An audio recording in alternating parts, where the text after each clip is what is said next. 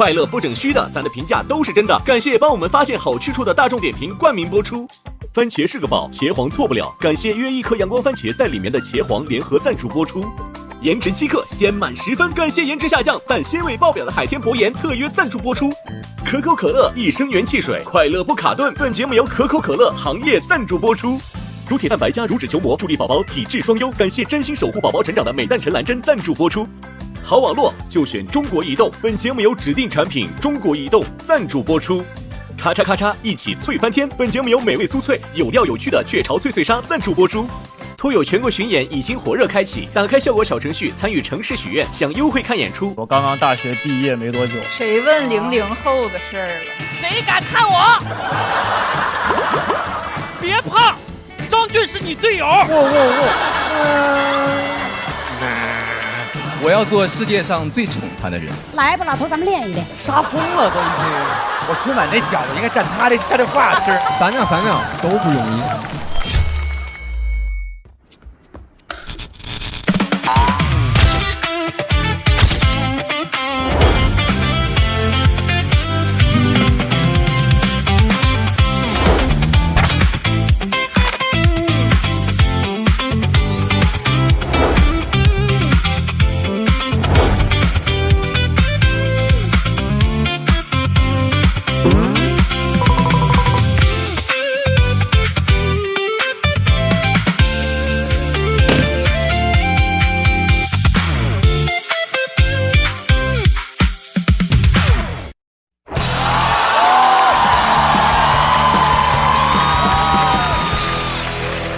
快乐不整虚的，咱的评价都是真的。感谢帮我们发现好去处的大众点评冠名播出。番茄是个宝，茄皇错不了。感谢约一颗阳光番茄在里面的茄皇联合赞助播出。颜值7克，鲜满10分。感谢颜值下降但鲜味爆表的海天博颜特约赞助播出。欢迎各位来到脱口秀和他的朋友们第3季，各位第2赛段双擂之战的第2场擂台赛，截止到目前已经赛程过半了。来，又是一位新人朋友，要和大家聊的是他的学生时代，掌声欢迎冯子豪。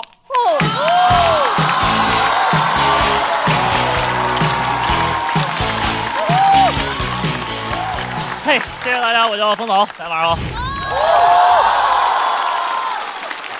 我叫冯子豪，我今年其实24岁，我刚刚大学毕业没多久。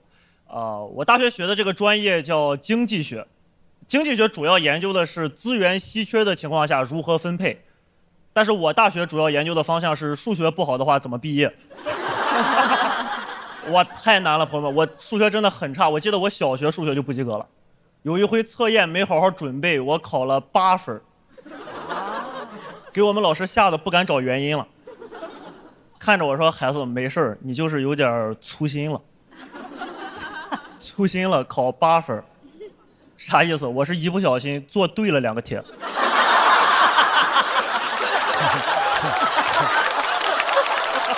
真的很难受。所以大学填志愿的时候本来很简单的，就是不要跟数学有任何的关系。但是偏偏我们那一年填志愿这件事本身就跟数学有关系。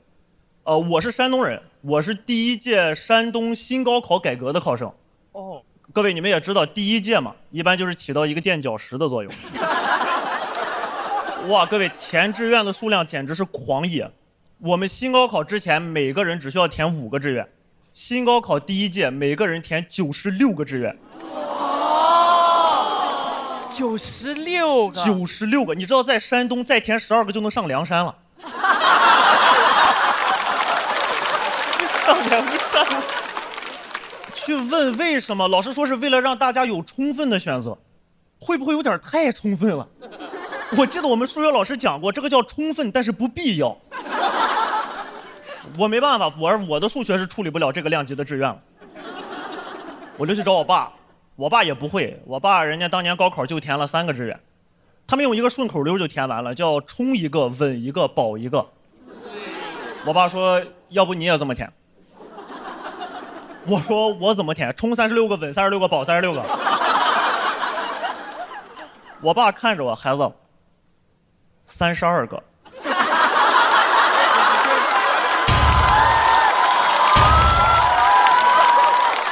我说为什么36个？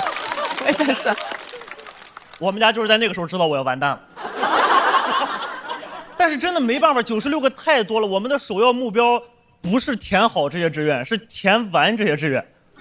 我妈就说这样，咱实在不行的话呢，咱把清华北大也填上，试试。我说我确实是没敢想过，清华北大的前一句是实在不行的话。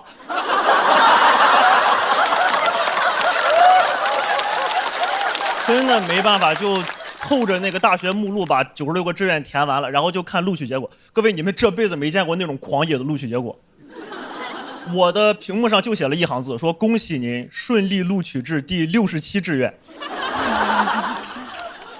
67志愿，还是我的志愿吗？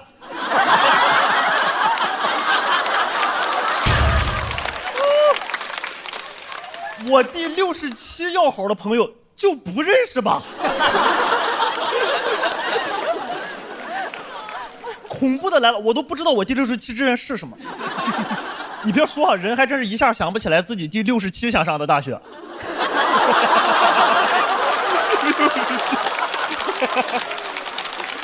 去查了一下，发现是一个经管类的专业。我说嗨，没事儿，反正不学数学就行。不学数学，学高等数学，还有线性代数、概率论、计量经济学、数理统计学。我都傻了，我爸也傻了，我爸开始说胡话了。他说：“孩子，你这么想，你这么想，万一高数你反而学得懂。”我说：“那我之前学不懂是因为它太简单了吗？”哎，有这种情况吗？一元一次方程解不明白，但是拉个朗日中值定理手拿把掐。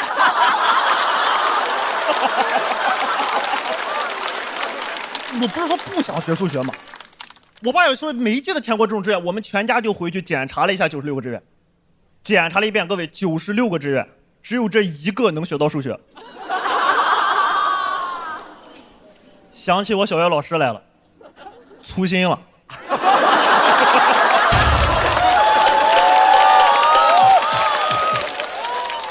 我这个志愿填的95密而艺术啊。这也太倒霉了，96%，以至于你经历过这种事儿以后，人的心态是会产生变化的。我面对不了我大学里一些专业课，比如说概率论。我们概率论老师说，同学们，低于5%的事件，我们称之为小概率事件。概率论认为小概率事件不可能发生。我说我看未必呢。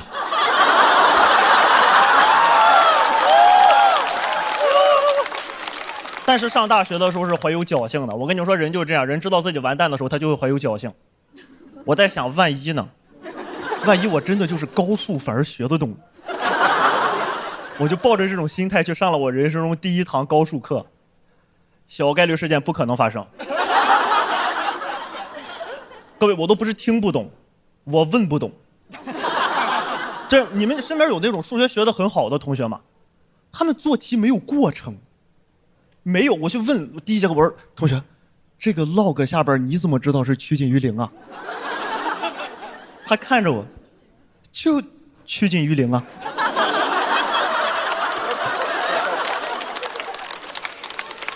我看着他，我心想，我是不是忘了把他深度思考打开了？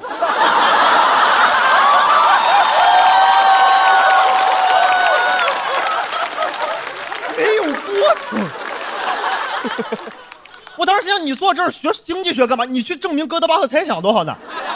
发个论文就1行字，就猜对了呀！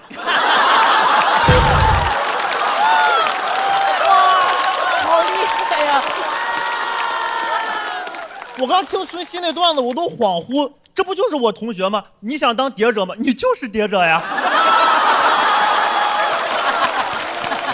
很难，但是我的高数要挂科了，我得想办法。我就每节课下了课之后都会去找我的教授问问题。各位，我不是为了弄懂那个问题，我是为了让我的教授知道，这个班里有一个热爱高数的孩子，万一期末他不及格，肯定是有他的难处，捞一下他。我真的很想告诉我的教授我到底去了多少次，但是我自己都记不清楚了。哎，要是当时有大众点评帮我就好了。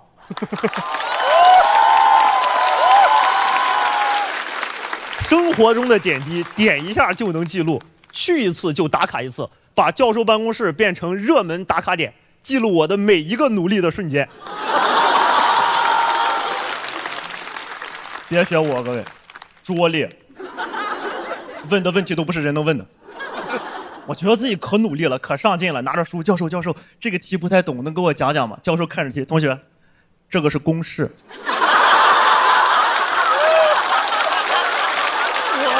好窒息啊！题在下一页。我现在知道高数是你的短处，你能不能不要老看自己的短处，你去找一找自己的长处在哪里？我说教授，我的长处在剩下的95个志愿里啊。所以到了期末考试的时候，你都不好说是我更努力还是我教授更努力。我期末高数的成绩是60分。大学生都懂这个分数的含金量。全是我教授的含金量。我感觉我教授想明白了一个恐怖的道理：如果让我重修的话，我还得再折磨他1年。我和教授都很尴尬，我觉得不怪我们，是因为经管类这个专业本来就很奇怪，他明明是个文科，但他要学数学，你懂吗？这不是把文科生骗进来吗？你都看见我高考的数学成绩了，你不知道拦着我点儿。他平等的欢迎所有人进来，他就很像是那种机场的出租，欢迎所有人上来，说小伙子先上来吧。你说安全吗？我数学不太好，没事儿，不走高数。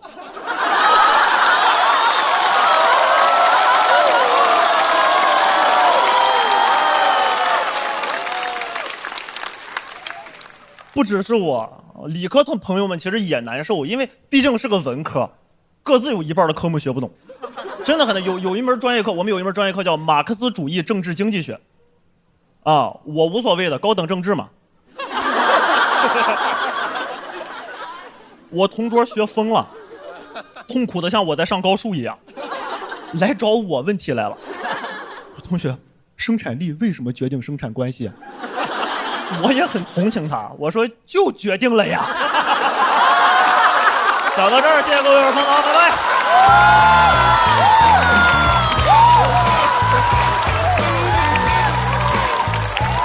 太厉害了，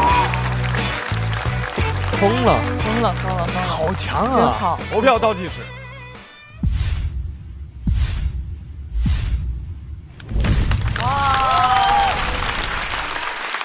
谢谢大家。冯子豪，你比你的第一轮又进化了。对，而且冯涛这回演的是爽多了，是不是？对，第一次感觉憋住了，对，这一次感觉爽了。其实我们几个00后，我们这次新人的几个上台的00后，其实都非常非常紧张。谁问00后的事儿了？娘娘老师很少插嘴的，真的是愤怒的小鸟。对。因为林晨说他上台手是抖的，其实我手也是抖的。那你们几个00后手牵手的话，就变成传电了，是不是？一直都在这。你当时最想学的是什么？我其实当时最想学的是当一个编剧。哦。其实我是一个艺考生，然后我是因为我其实填96个志愿很困难，是因为我一开始没有想过我要填96个志愿啊。其实后面我希望有时间写这个东西，但是我现在可能处理不了，就是我艺考没有考上，然后我就被迫快速的要处理这96个志愿。懂了。当时你报我们学校了吗？就是您的学校，初试、复试都过了吧？其实联考、统考都过了。哦，现在是面试吗？刚才不是，我就说以冯子豪这样的状态，如果是有面试专业，他是肯定可以过的。不怪咱学校，最后是学校。哎呦喂，真会聊。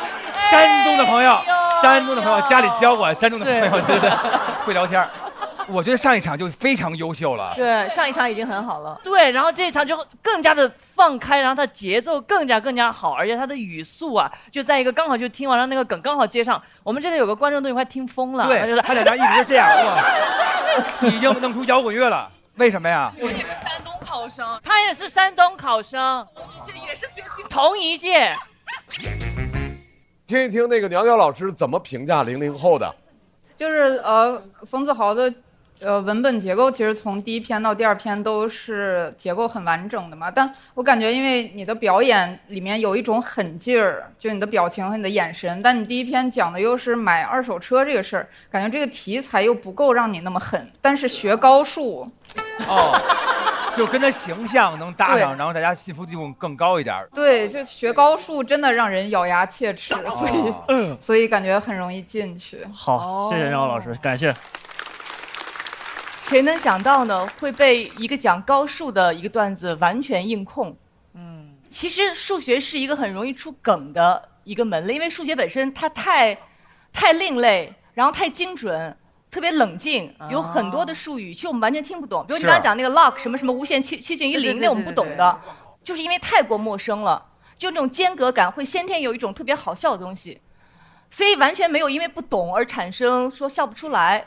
然后最后就是36那个地方，对，瞬间我们在算。我说，哎，为什么是36啊？是黄子一下就是说这不32吗？我以为我错了。肯定你能进到下一轮的，对，可以讲高考，数学还可以讲。我还有很多数学的段子，绝对的，就是因为冷静，因为折磨人，就格外的好笑，必须要把它给讲透了，太讨厌了。好嘞，厉害！谢谢。这是这支小队派出来的第1位选手，哇！而且是接刚才的，能接住，还能接这么好，接刚才那个氛围，杀疯了都已经。哇！来，小冯同学，来看一下，在校友团满票的前提下，现场观众给你的票数是200，感觉有200。大于90，肯定200。203，观众给你的票数。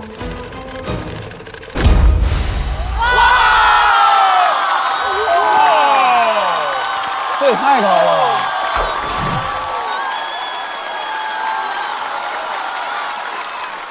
最高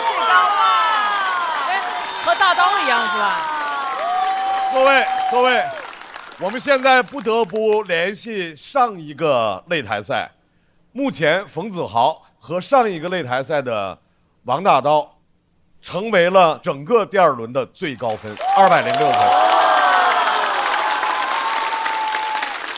一个靠的真诚，一个靠的真恨。太棒了！来，子豪回到队友身边。谢谢大家，太牛了！高数没有得到过的分，在这儿得到。太棒了！我天，太牛！加油！咱能赢他们，加油！没想到捷达没有这样的成绩，还是在为捷达惋惜。但是你让我拿个这么高的票，我确实是没想过，我真的没想过。就是今天就完全是，至少我是逐渐熟悉这个舞台了。我今天突然发现，哦，原来这儿还有个这个，原来那个地方长那个样子。我真的感觉跟第1轮的时候我看见的舞台都不一样了。第1轮的时候，呈现呀、节奏呀、表演呀都很。就是一团乱了。我说没有 ，A 面听完了，翻 B 面。我们来看一下冯子豪和小齐得到的票数。我和小杰是2个最低分嘛，我就感觉我们俩就双走了。就是我现在觉得我的实力还不够，就表现不好呀，尤其是我自己不满意，对自己超级怀疑，觉得自己可能不适合线上呀，或者觉得自己调整不好状态呀。1赛段结束之后，那真的是啥负面的评价都往身上套了。学一个10条不该犯的错，所以后来做了很多调整，包括写段子的方式，包括我段子的角度，包括去开放麦训练的频率，就是为了让我的状态变得更好。我们是一个俱乐部的嘛，他是一个对事物要求很完美的人。他追求完美，追求极致。我对我自己的期待就是变得优秀，永远努力向我前面的优秀的人看齐。我希望在不停地变得优秀的过程中，找到我生活和生命的意义。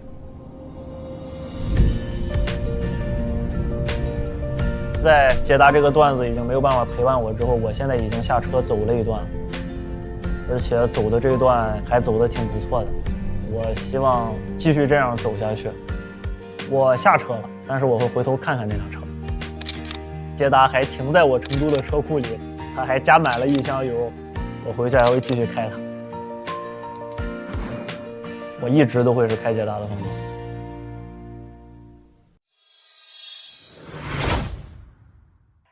下一位要上场的朋友，说自己没有什么眼力劲儿，来，侯志远。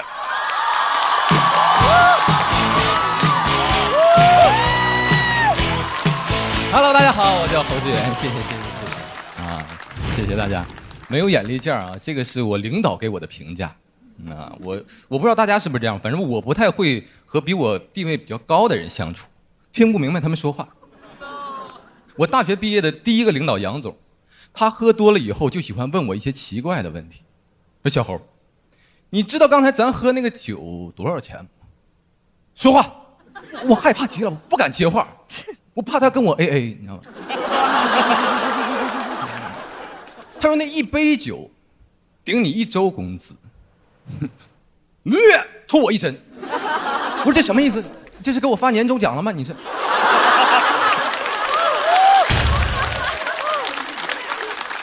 整不明白他，我听不懂，更看不懂。杨总这个人特吓人啊，他有特异功能，他的眼睛会说话。有时候他正跟客户碰杯呢，转过头就瞅我，哎，我说啥意思？咱俩一起来陪客户喝酒，你喝一半突然跟我打招呼，但出于礼貌我也回了他一下，哎，来了杨总，饭菜都挺好，脸一下就黑了。当着一堆客户面啊，抄起个空酒瓶子就朝我砸过来。我大意了啊，没有闪，但我一把接住了。为了缓解尴尬，自罚了一杯。这是太极里边的一个技巧，叫接化罚。有，可以的。酒瓶子能接，场子也能接。我怕他再动手，我更怕丢工作，所以我就只能开始揣测他的想法。经过我的研究发现，这个是他自己研发的一门小语种。翻译过来意思是说，你猜你该干点啥？我不理解为什么不能有话直说啊？有一种说法是，模糊的指令能增加人威严的感觉。但我感觉你再威严也不能这么模糊，对吧？奉天承运，皇帝，经死皇帝，你这相当于是直接给我赐死了，你这是。但我语言天赋还挺高啊，我很快竟然真的掌握了这门语言。我最厉害的时候，我甚至能看懂杨总看其他同事的眼神。有一次一起喝酒啊，杨总看了我身边同事好几眼，我同事过来问我说：“杨总啥意思？”我瞅了一眼，杨总在那儿，我说坏了，这是个长难句儿。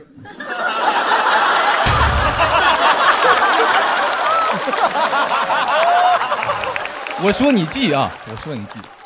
杨总让你在客户不注意的情况下出去把单买了，买单前加一份主食，再加2箱啤酒。哎呦，这我同事吓坏了，他说你怎么看懂的？我说就看懂了呀。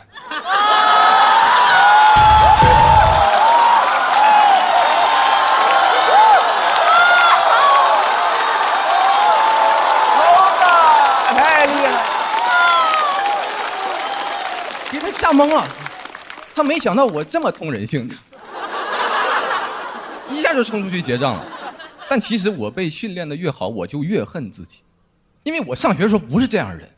上学我想生当做人杰，毕业给人低头换骨碟。我也想当会儿人，我不想再那么继续弯着腰，所以我开始逃避酒局，我开始主动申请出差。但是我没想到出差也能碰到同类。有一次出差坐飞机来上海这边，我是坐在那个飞机过道左边的位置。然后我左手边坐了个中年大哥，隔着过道，右手边是个年轻小伙。那大哥一看就是领导，因为飞机边飞啊，小伙边隔着过道，隔着我舔大哥。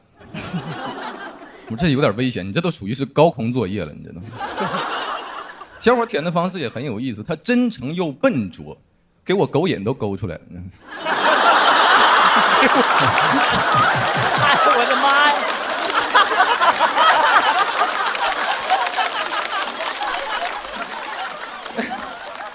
大家知道飞机会有广播吗？飞机广播，空姐说，飞机前方落地上海，上海地面温度是0度。小伙抻个脖子过来说，陈主任，前方落地上海，上海地面温度是0度，你把衣服穿好，千万别着凉了呀，陈主任。飞机上没有人说话，所有人都开始回头看大哥，大家都想看看是什么主任坐经济舱 B 座。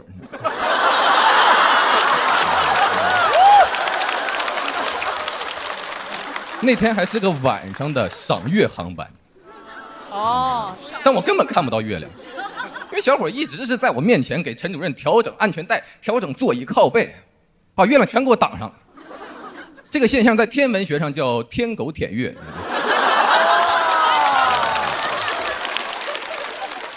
小伙还用保温杯提前泡好了茶水给陈主任倒水，也是到岁数了，喝点水就开始上厕所，我就给他让座。每次他上完厕所回来，小伙还会给他投喂小零食。陈主任，您吃点牛肉干，您吃点坚果，舔的还挺科学，舔的还挺科学。他奖惩分明的，有没有发现？整套流程我看起来更像是小伙在训练陈主任上厕所呢。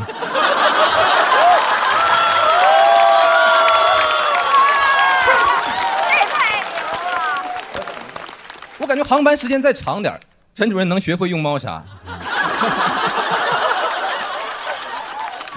我卡在他俩中间实在难受，我就趁着陈主任去上厕所，主动问那个小伙，我说要咱俩换个座，这样你照顾他方便一点。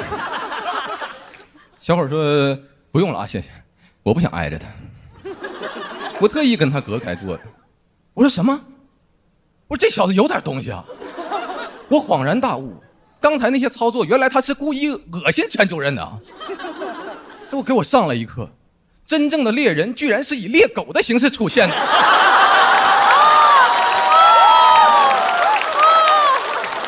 别往香了，我感觉这小伙舌头上长满了倒刺，他专舔陈主任伤口子呢。我也是第一次见到这种就是进攻型舔狗。汪汪队立大功。好强，投资源也变了。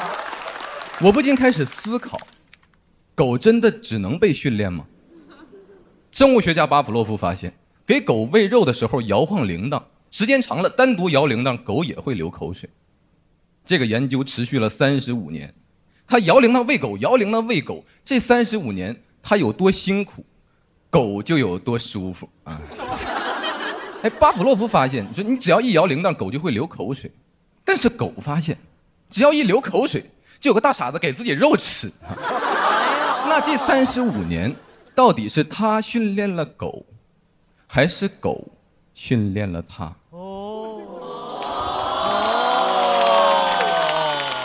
他可以叫巴甫洛夫，狗也可以叫巴甫洛夫，名字只是一个代号。狗可以是他，他也可以是狗，狗是他的他，而他是狗的狗。所以。杨总看似是我的巴甫洛夫，其实他是我的狗。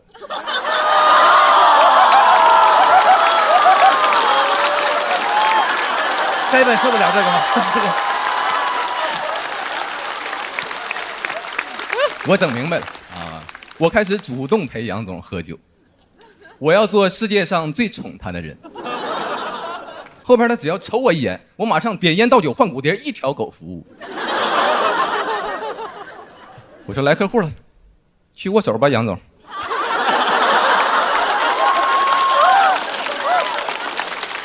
而且我不允许别人舔杨总啊！我不在的时候，谁给你倒酒了？说话。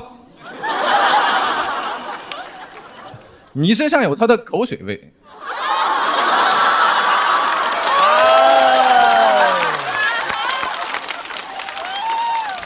我要陪杨总喝到老。我要陪杨总喝到他躺在病床上瘫痪了，说不出来话。到那个时候，我就是全公司唯一能读懂他眼神的人了。他躺在病床上开董事会，我就坐旁边当他的翻译。他在那儿，啊，我说杨总说这次项目的全部利润都给我。他在那儿，杨总说不止于此，他还要传位于我。哎呀，他在那儿，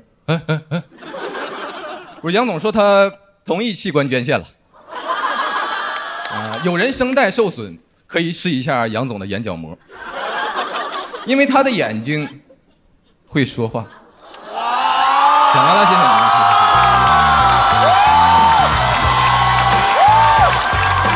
市场又炸起来了！我的天哪，猴子！哇，幸亏呀！3天，对，没想到第二天这么猛啊！第二天这么猛。这感觉又是200了。我也是要205。炸，怎么会？倒计时开始。哇，厉害！因为小猴的表演本来是比较拘着的，对，他这回已经疯了呀，就是整个人。这回他就让你们看一下，说拘是拘，但是不妨碍我疯。这个角度是从哪一刻突然发现可以这么想的？也是最近写的时候跟大家聊，跟朋友们聊，包括也受那个王大刀很多的影响。哦，影响不少人。喜剧教母王大刀，他表演的时候也给我挺大冲击，然后我就模仿一些他就是比较大的那种呈现什么的。我明白，通过那个模仿他那些那个形象动作，你就是想到了这样一个角度来看这个事儿。对，那一刻想出来之后，自个儿是不是爽坏了？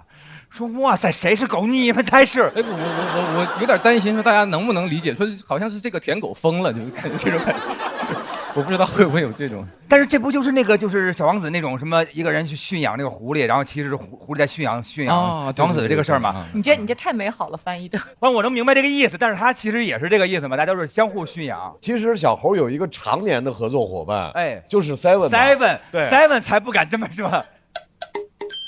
我还得生活，你看看，我不活了，我。Seven 是小甜甜。你现在有公司吗？没有，就是。难怪啊，对，难怪。Seven 对小猴这段的评价是，特别羡慕，感觉得站起来评价那个有点坐不住了。就是对，因为我昨天演的也比较一般，然后。看猴哥那个同样是讲了一个猴哥啊，平时可不是这么叫我的。没有，开玩笑。哟，改口真快啊！小猴今天是猴哥，没有，就真的是就是既羡慕又为侯志源开心，真的很开心。周深太厉害了，我还有什么可说的啊？这太厉害了！看懂了。哎，但是我好奇，就是中间那个拿酒瓶砸你那个是真的，那个是真的。完，现实情况其实就是没躲开，但是我给捧住了啊，我给捧住了。他有给你道歉吗？他后边就不记得了。第二天拉着我开始回忆，说昨天晚上都干啥了。他就是当时就是喝多的一个情况。但是这一步一步的，就是把你激成这样了，对不对？对，激出来这么炸的一篇稿，哇塞，太棒了！谢谢。王子，这样的一段看似是定数的你们这样的人物关系，被你写了这么一个大的反转，我觉得在所有人看来就是有点像那种打工人临终前的那个幻想那种感觉。对。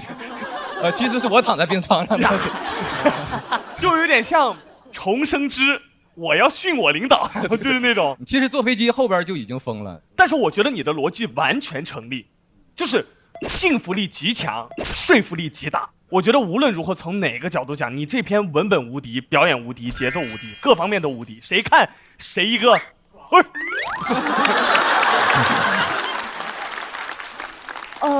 他这个特别后反劲儿，就我看的时候特别爽，但后来刚才你们在聊的时候，我突然开始有一种很愤怒的感觉。然后中间还有一段你听了会瘆得慌，就讲到那个巴甫洛夫的狗，然后狗在看他这个里面情绪张力太强了，而且我就觉得小侯辞职以后，或者说离开公司以后，这个决定太对了，就整个人长开了，因为你没有什么可恐惧的了。这其实是被裁的。哦，那个不重要，那个都不重要。我们只看结果，结果就是有的时候你没有包袱了以后，你就轻装前进，一往无前。哦，我就觉得整个人在这儿焕然一新。因为小侯本人是一个特别的，看起来很善良、忠厚，然后又很克制的一个人，所以他讲这一段他不会过。如果但凡这人情绪本身是很激昂的话，会显得好像太过刻薄，因为他刚刚好那么善良忠厚的人被人欺负，完全中和以后就恰到好处。哎，所以鲁豫你说这个特别对，我们就想象一下，如果这是爱生气的小杜讲的，哎，那也别有风味儿。进不了单位，我这种人进不了单位。我看到别人在憋着的时候，我就已经生气了。因为侯志远一直侯志远老师一直小侯志远侯总，对，一直文本很好，但是之前因为有班上，所以情绪比较收敛。哇塞！然后今年裁了以后，就是有很大的突破，就是能量很强，就很了不起，为你开心。掌声送给侯志远。太好了，侯哥，这是职场的胜利。来吧，看分。哇，这组要到600吗？侯志远他得到的票数是204。哎，要出现了210，来个210。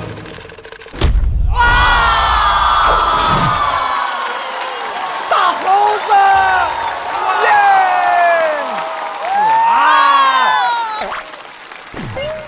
厉害厉害厉害厉害！等一下，现场不会有7个是领导吧？王子，不要拉这样的仇恨。不会有7个是领导吧？各位不要，各位放心头啊。投完票之后我们不追责啊。我们现在突然让后台调一下刚才没有投票的7个人是谁。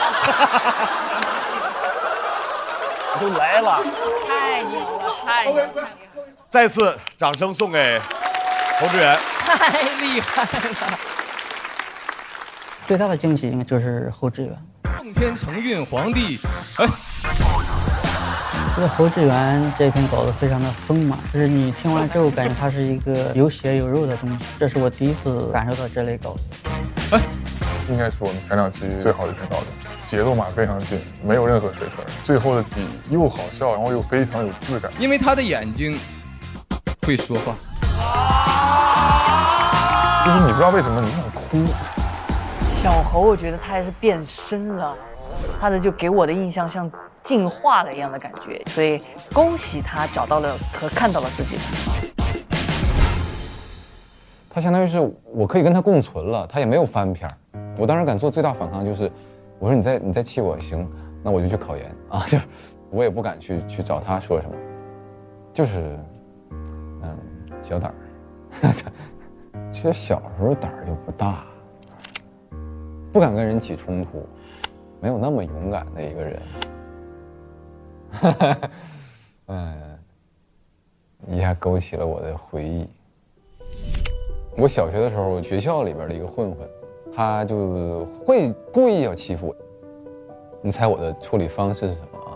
因为当时我们会喜欢玩一个，就是收集三国角色卡。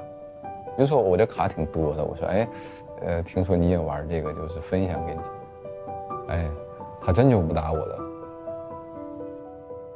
我现在想想还挺屈辱的啊，就是为什么会这么应对这个问题？因为反抗就没有那么容易成功，我感觉，起码我的反抗没有那么容易成功，我就自己摸索出来了一条当舔狗的办法，没人教过我。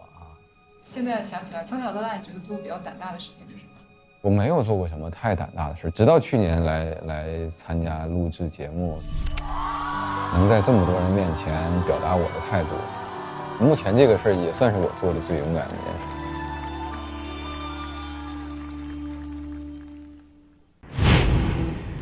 感觉有点空，不空啊，挺有内容的。我是说肚子有点空。哦，番茄是个宝，茄皇错不了。来桶茄皇的新口味吧，每一桶都有约1颗阳光番茄在里面，干酪包一撒，马上有意面那味儿了。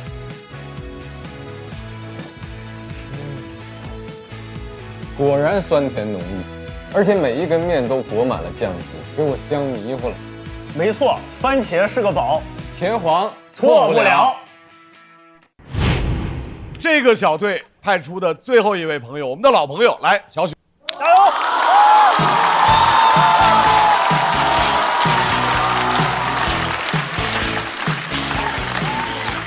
大家好，我是小雪。哎呀，跟2个弟弟一组，简直太幸福了啊！而且我觉得我们这个组特别的好，正好是说的人生的3个篇章，是不是？校园、工作和家庭。哎，到我这个篇章了啊！去年呢，我跟大家讲过啊，说我是2个孩子的妈妈，而且我跟我的老公很般配，就是属于大家眼中那种最萌身高差啊。就我的身高是1.70米，他的身高正好是1.58米。这是真事儿，这我发誓，我拿我老公的命发誓。我老公那个命经得起啊，他是万岁万岁万万岁。谁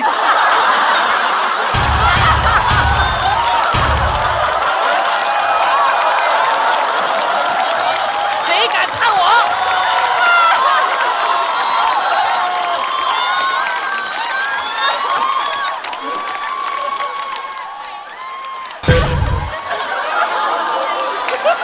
我这口吻太娘了。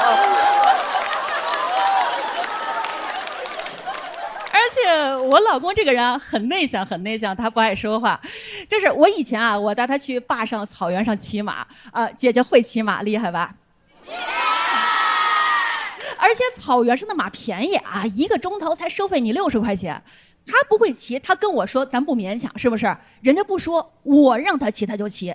那草原上的马多旷野呀，前面带着我，后面带着我老公，哎，草原上狂奔1大圈，回来了以后就剩我跟马了。这60块钱花的值不值？而且啊，他这个人他不爱说话，他脑子还直。就是我们相亲那会儿的时候啊，他就不说话。我说那你没什么可说的，你就走吧。他说哦，好的，真走了。见过这种直男吗？真的，妹子们记住了啊，咱们有什么气咱们别闷着，一定得说出去。因为这世界上真有这么一种男生，就是你都气死了，他还不知道你在生气。别人问说，哎，你女朋友怎么30年没联系你了？他说不知道啊，就没联系了。所以说嘛，我回去我就给他发信息，我说你不送我也就算了，是吧？你连个起码的注意安全都不带说的。这注意安全，这是男生对女生最基本的关心和尊重。我说你就是活该，你要能知道起码的注意安全，多年以后你能从草原上掉下去吗？当时我就想，爱分不分了，反正我把这个话说出去了。我说你看，我跟你说我今儿生日是几月份，你听进去了吗？结果啊，他给我发了一个7块钱红包，他说是7月份，我听进去了，抱歉，我不会说话。哎，我一看那个啊，我试着问，我说那我的身高是多少？给我发了一个170块钱红包，更高兴了。我又接着问，我说我的身份证号是多少？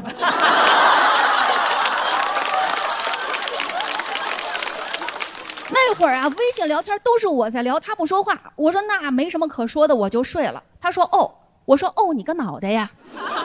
女生要睡了，男生应该跟女生道一声什么？哎，他反应过来了，给我回，他说那你注意安全。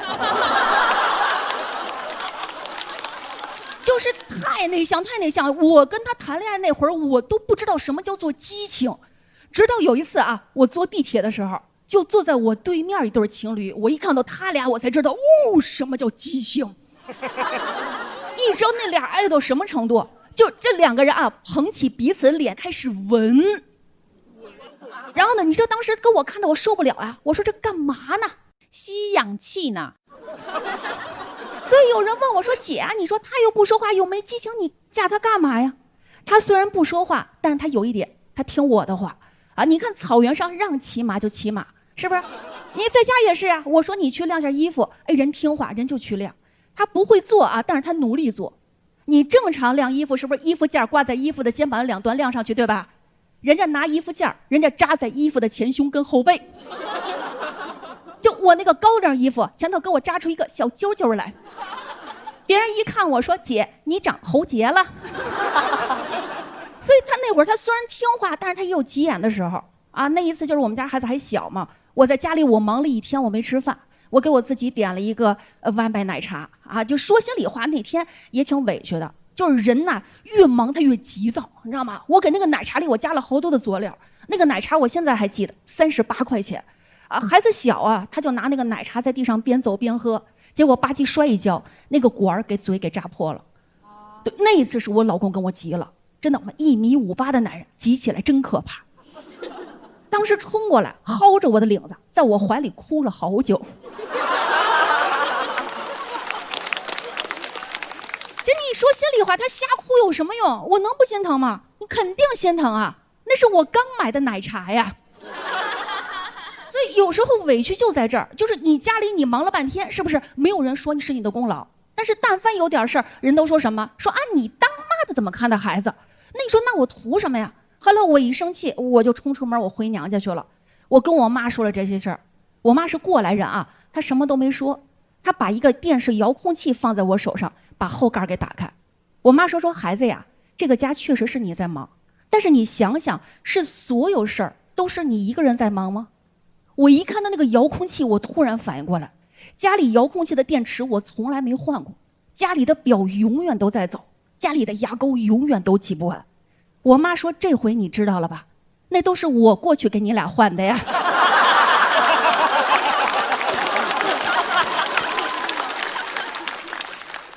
所以那时候真的我明白一件事儿，就是为什么有一段时间我老埋怨啊，一杯奶茶都能让我炸毛，就是有段时间我失去自我了，就是我的事业天天就盯着我家那摊活，忙活忙孩子还不打扮自己，人真的会显老。有一次我带着孩子在那个外面玩，旁边有一个大爷啊，带着一小孩就过来问我说啊，你是孩子他奶奶吗？我说我是孩子他妈。人家老人只跟我道歉，能理解能理解。我说没事儿，我说您是孩子他爷爷吗？他说我是孩子他爸。那是我第一次认识了海波老师。就算别人知道我是孩子他妈，也没有人知道我叫什么，我没有自己的名字了，知道吗？我周围的街坊就是管我叫谁谁谁的妈妈。那我就在想，我是妈妈的同时，我也是我自己呀。我为家里人忙的同时，我也应该先为自己活呀。所以那时候我决定了，我得重新返回我的舞台，我得干点我自己喜欢的事儿。每当夜幕降临的时候，我开始给我自己化妆了。人周围老太太一看我说：“哟，大晚上你捯成这样，你干嘛去啊你？”我自豪地说：“上班去。”等我真正回到这个舞台，真的反而是舞台教会给我很多生活中的道理。你比如说，人怎么把幸福感提升上去，把预期感降低。你像我们来参加这个比赛，你甭老想着啊，我怎么还不晋级呀？我怎么当不了大王啊？张绍刚怎么还来呢？这你不想这些，真是没用，真的讲这些没用，全都没用，知道吧？啊，你就简单的想，今儿来的观众打人没？没打。大老师睡着没？没睡。牛，比赛成功。所以说，生活也是这样。怎么把咱们的幸福感提升上去？是更简单了，你就甭老想着我老公爱不爱我，你甭讲那些没用的，你就每天早上拿2根手指探探旁边的鼻息，有气儿没有气儿，你要白头到老。所以说，我现在真的事业变得越来越好，我有我自己的专场在全国进行巡演，而且是这个舞台把我的名字又给我还回来了。真的，我演完出啊，有的观众专门来找我，人家跟我说，他说小雪，他记着我的名字了。他说我看了你的演出，中年女性的脱口秀也很不错，你坚持住，以后我就是你的忠实铁杆唯一的粉丝。我给人鞠躬，我说谢您谢您，要么咱俩加个微信号吧。他说啊，那没有那个必要。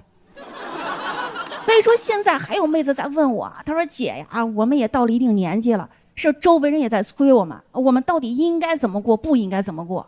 真的，我现在听到应该不应该，我脑袋就疼。人总共就活3万天，哪有那么多应该不应该？只有你想和不想。你想谈恋爱就去谈呀，感受激情；想结婚就去结呀，想单身就去单。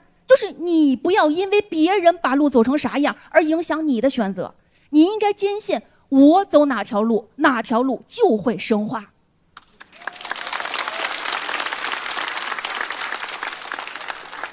所以说，对那些没事对你人生瞎指手画脚的人，你就笑着跟他们说一句：注意安全。我是小雪。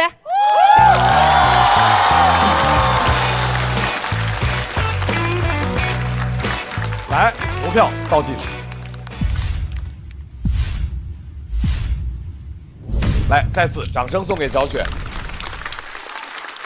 因为去年看到了小雪的表演，然后之后还做了节目，你就发现这个舞台上有很多种成长，小雪再完成这个成长，但是成长永远不会有最高级，成长是个比较级，而且这个比较是在跟自己过往的比较，所以大家不要期待一个女孩在台上讲脱口秀会呈现特别完美的，或者永远都是最先进的，站在最前端的一种生活方式，不是的，她在一点一点成长。我觉得这个脱口秀的好处在于，我们可以允许一个人在舞台上一点一点呈现自己的成长，我体会到哪儿，我就表达到哪儿，而这对于他来说就是此刻最先进的、最大的成长。小雪老师这一段在线下就是其实演的蛮多的嘛，是比较成熟的整段拿上来的，而且小雪老师自己也有专场，是吧？那个专场叫《生而为人》，现在正在全国进行巡演，啊，也欢迎各位老师来观看，买票观看。好嘞，必须的。好嘞，好嘞。感觉可能有一些线下的笑点和在节目上的笑点可能并不是非常重合，但您的节奏还是非常稳定的，这一看就能看出来您是线下经验非常丰富的演员，很厉害。谢谢谢谢谢谢。来，再次把掌声送给小雪，同时也请小队的另外2位朋友子豪和小猴，还有吕博伟、火腿、孙熙回到现场。对不起你俩。特别好。小雪的票数是，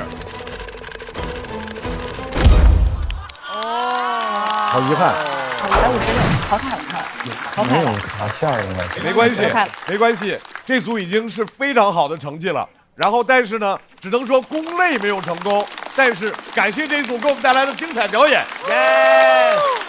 来，3位进入待定区，也恭喜吕博伟、孙熙、陈火腿首类成功。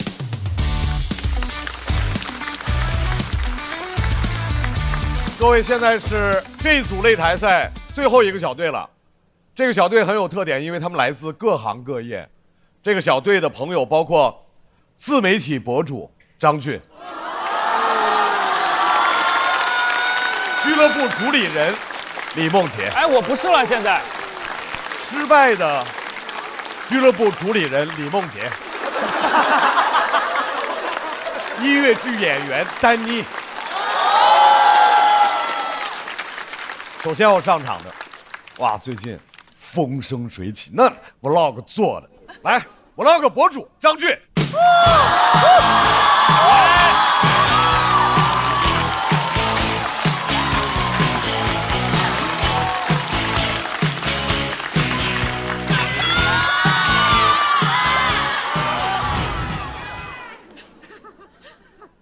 我是个装货。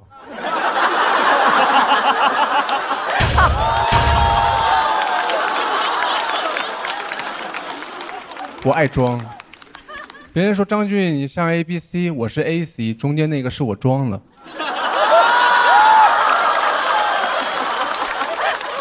别人说张俊为什么你说话总夹杂着一些英语母语者的动作和表情？我说，你想学的话，我可以教你，你就用你的眉毛和嘴巴去拉扯你的眼睛，耸肩说话 ，OK。很好用的表情包，什么场景都可以用。别人跟你说炸裂的3观 ，OK； 震撼的八卦 ，OK； 今天3体人打过来了 ，OK； 什么都可以用。今天这场讲完，你什么都不会记住，你只会记住这一个动作。回去以后莫名其妙的，你把灯一开 ，OK。你做一个。说话要装也很简单，你中文不要说太好。你讲英式中文，你脑子里想英文，但你说中文，你说的不是 Chinglish，而是 English。English 是有弊端的，因为有些表达你用中文的思考会更简单。你们同意吗？同意。反正我不能同意更多了。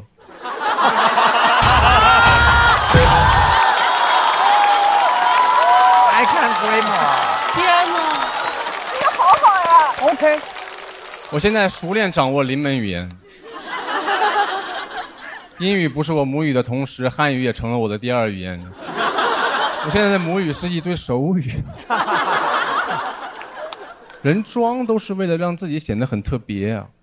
我一直没觉得我的行为给别人造成了什么困扰，直到去年我在纽约见到了一大堆跟我说话一模一样的张俊 Pro Max，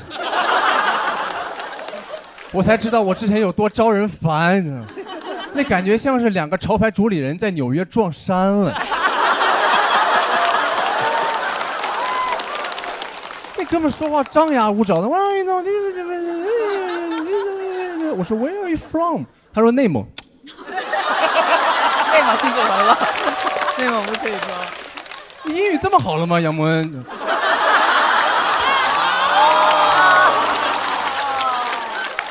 杨蒙恩吃亏就吃亏在他不会跟这个哥们儿一样装，这个哥们儿他显得英语特别好，但他没有说一句英文单词，他只是加了一堆英文特效音。嗯哼，嗯哼，哇，那，这还是在一句话里面，我有点打不过了，我只能用英语给他捧哏。Really? No way. Crazy. 这就是美式捧哏啊 ！Really high, no way 或 crazy， 没听说过。回家以后也是，我室友也在那个地方。我说怎么家里也有一个？一开灯是镜子。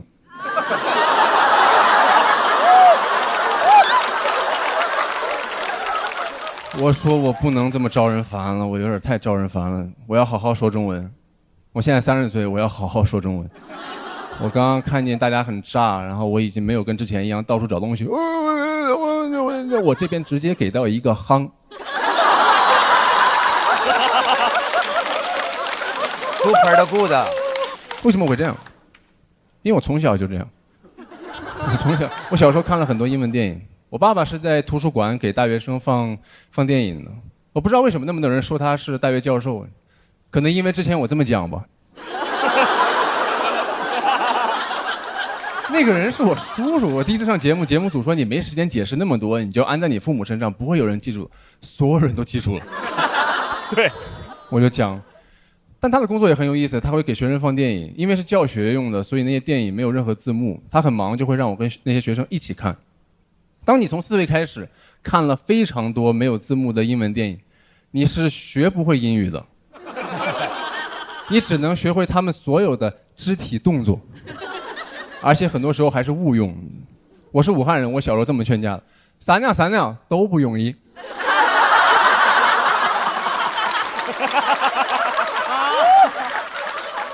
对面说他是不是在拱火？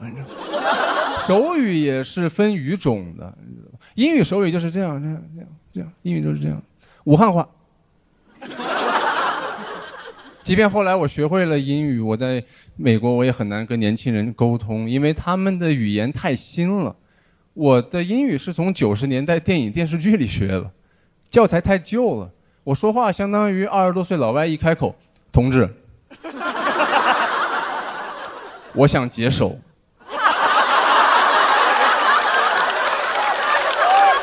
敢问路在何方？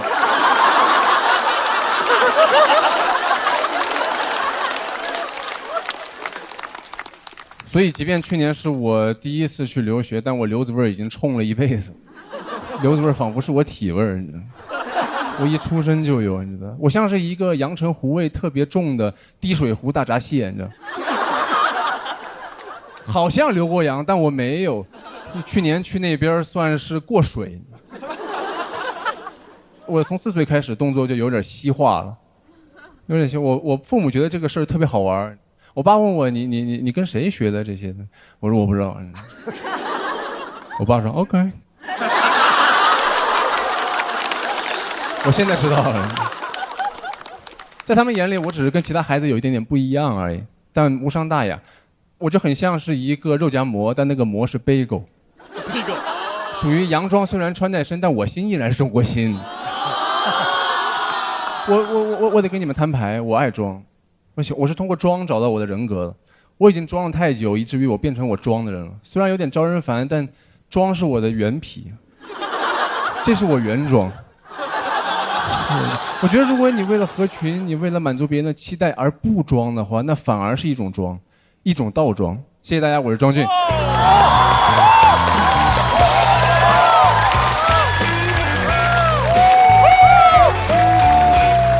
为张俊的表演投入手中宝贵的一票。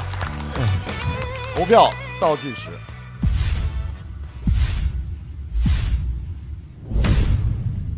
再次掌声送给谢谢。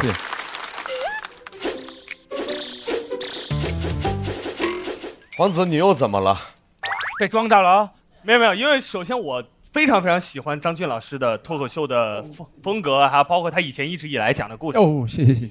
因为首先我觉得他的自嘲都很巧妙。今天你一上来的那一个节奏，你说我是一个装货。我觉得特别像是一个讲那种 one liner 的那种感觉哈，然后你到你后面那个什么英歌逆死，就是我觉得你每一个细节点巧妙在你没有过多的那种浮夸的一些表演，我很喜欢。谢谢。嗨，张俊嘛，就是厉害这事儿，大家都知道了，对不对啊？哇，这位今天一上来就说自个儿装哈，其实这也没有很装啊。我觉得后来出现一堆 rapper 之后，这个已经不叫装了。哦，还是相形见绌了，有点对。哎，大老师，你遇到的那些 rapper 里面，让你都觉得有点装的是什么样的？有那种啊，就是说他们说唱的没有意思，然后什么中文说唱应该 just like this。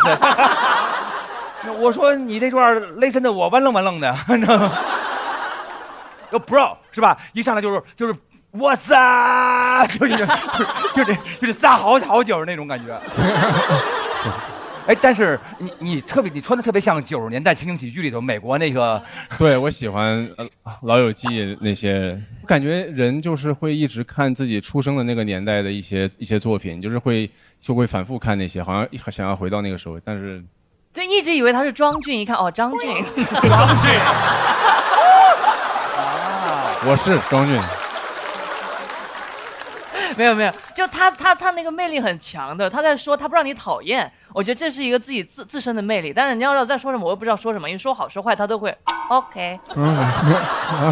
而且张俊都说过了，他这回主要这一季来就是要带领这个潮流，这个潮流什么时候能潮起来？你感觉播了这第2回，这个就这个应该就可以了，是不是？说不定呢。因为我一直觉得装这个它是一个中性的一个状态。对。张俊的脱口秀最有意思的一点，他在于他是在讲跨文化的一个东西。里面有很多特别值得去探讨的，比如说为什么我们在语言中夹杂着英文或者外语，别人会说哦，你这人好装啊。那么请问我要讲普通话、上海话、东北话，你会觉得我装吗？不会。会觉得很亲切，因为讲了方言，就是为什么不同的语言带给别人不同的感受啊？它里面有很多特别习惯了很多特别跨文化的东西，我觉得其实很有意思。而且张俊的文稿你会发现，他变一变的话，用英文讲好像也是可以的，而且语言就是流变的。是的。来，张俊的票数。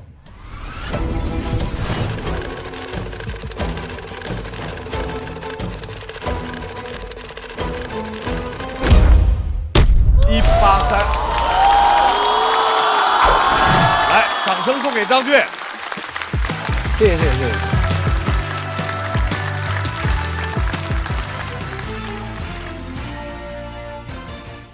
我甚至感觉他生下来就这样哎，都不是装，就是他就这样的人，我感觉他就是从小就这样，耸一下肩才能喝水的那种人。我现在的母语是一堆手语。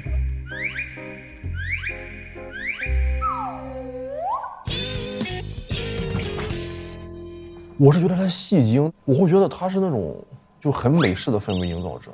我记得第一赛段对有一个印象对我特别深的，一个人讲了非常炸的段子，他真的就是下跪在地上，这样笑。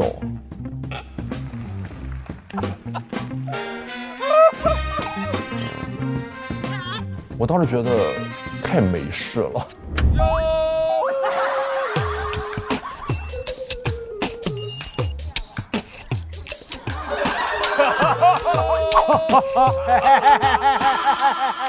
你什么时候开始这样笑的？我不相信你出生就是这样的，因为我不知道其他的笑法，我的声带就是这么笑的。我觉得最好笑的笑声是那种笑出来没声音，就像喘气的那种。这种比较好笑。不好意思，这种比较好笑。给自己呛死。其实当一个人出自己装，这个人就不装了。迅哥从去年开始就变得挺可爱的。哇，这个6点37这个稿子太……你写的好吗？太好，这密码，这不得215票啊！脱口秀这个事情，它讲究的是戳穿一些表面的事情，而我就在戳穿我自己，但我没有像这一次一样做这么大量的自我观察、自我暴露。你会发现你的身上有各种各样的你没有观察到的缺点，但它就是真实的你，所以自我暴露、自我接纳，我没有尝试过这个事情，就是尝试完，然后观众也对我很接纳，我觉得非常感动。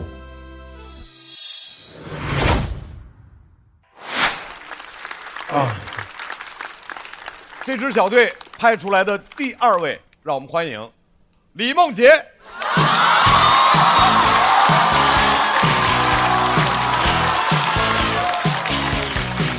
大家好，李梦洁加油！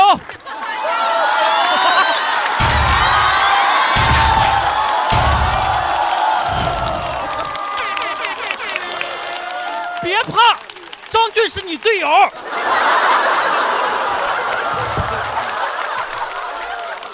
别怕，非常开心再次站到这里啊！各位知道再次站到这里意味着什么吗？首轮没淘汰，耶！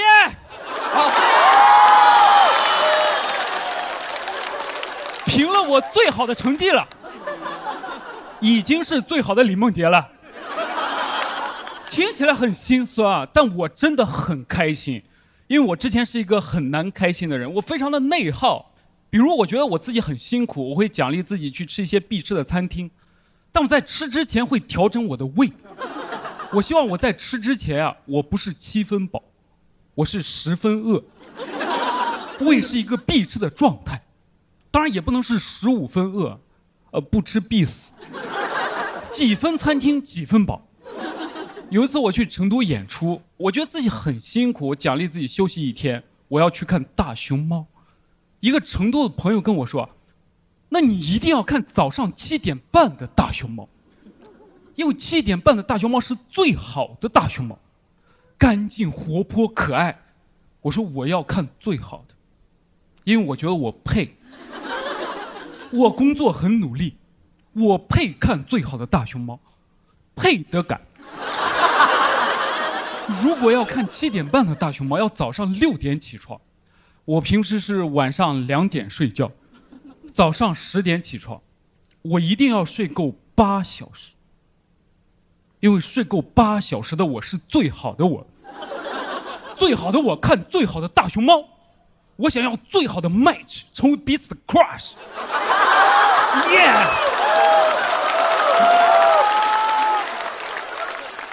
我都能想象到第2天我们相遇的场景。大熊猫在人群当中看到我，竹子啪掉地上，神采奕奕。糟糕，心跳的好快呀，差点又要灭绝了。9点的时候躺在床上发了最后一条很装的朋友圈，明天的你一定会感谢今天早睡的自己。7点半最好的大熊猫我来了，开始认真睡觉。眼睛一闭，睡不着。再一睁眼，凌晨1点了。我意识到个更严重的问题，凌晨1点了，我再怎么努力睡觉，都不可能是最好的我了。我睡不够了，我再睡不着，第2天我得戴着熊猫眼看大熊猫。大熊猫在人群当中看见我，普通。好普通的男人。我不能给大熊猫留下这样的印象，我得赶紧给自己上强度。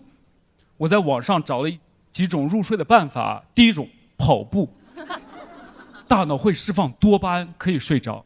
第二种，哭，大脑会释放内啡肽，会容易睡着。第三种，裸睡，裸不穿衣服，大脑会分泌褪黑素，可以睡着。我想都试试。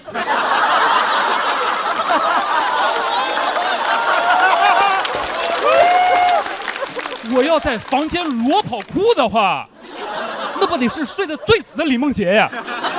内啡肽、多巴胺、褪黑素三花聚顶。选了一个非常催泪的电影《忠犬八公》，开始裸跑哭。我是在脱衣服的时候觉得不对劲的，我很心虚，我感觉我在亵渎那部电影。我在干嘛呀？导演也不可能想到有人会这么看他的电影，电影不是给你这种人看的，你毁了我的电影。但我看进去了，哭得稀里哗啦的，跟八公共情了。八公等不到他的主人，就像大熊猫等不到李梦洁。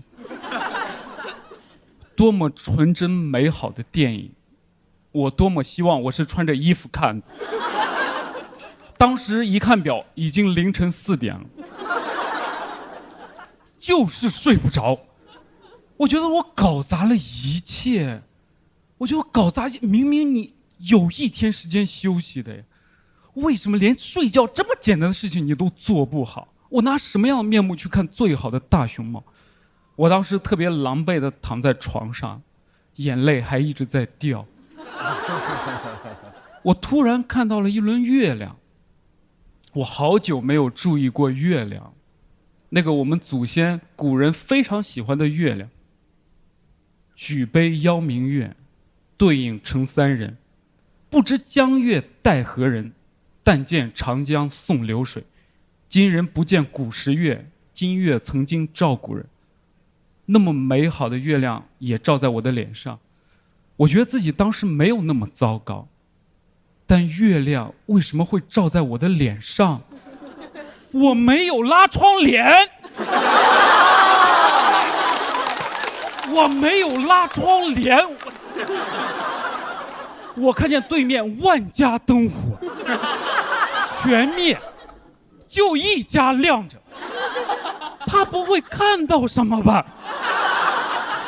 怀疑的种子一旦种下，信任就会崩塌。他不会拍照发小某书吧？我很焦虑，那一刻我希望我是一个真变态。这样我就不会有任何心理负担了。他说成都一裸男，我说有些人就是这样的，可我偏偏就不是。他说成都一裸男，我说出来你可能不信，他可能在看《忠犬八公》。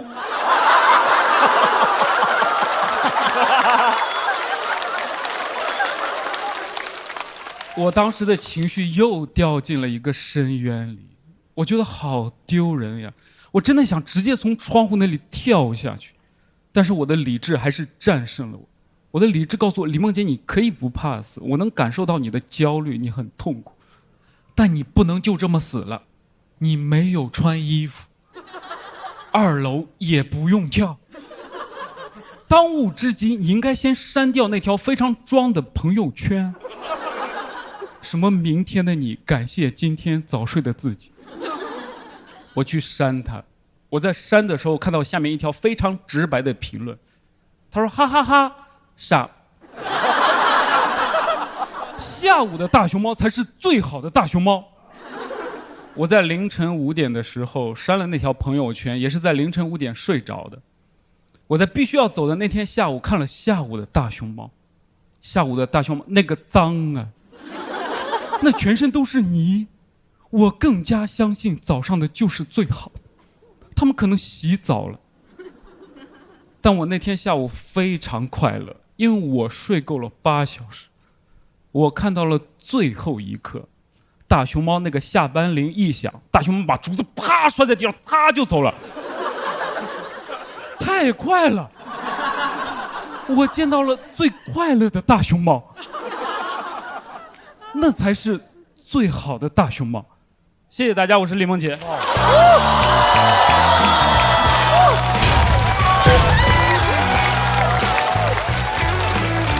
好，挺好，挺好，挺好，挺好，挺好。李梦洁投票倒计时。